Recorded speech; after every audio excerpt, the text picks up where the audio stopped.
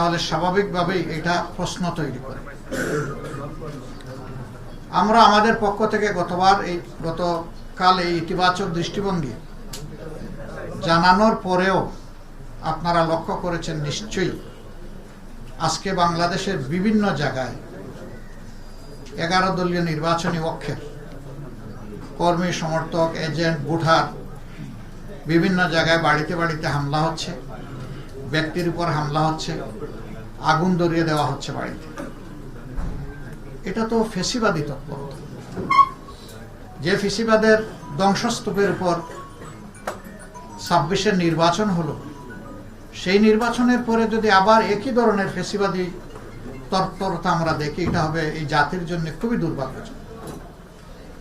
এবং এর সম্পূর্ণ দায় তাদেরকে নিতে হবে যারা এই ধরনের অপকর্মে লিপ্ত হবে।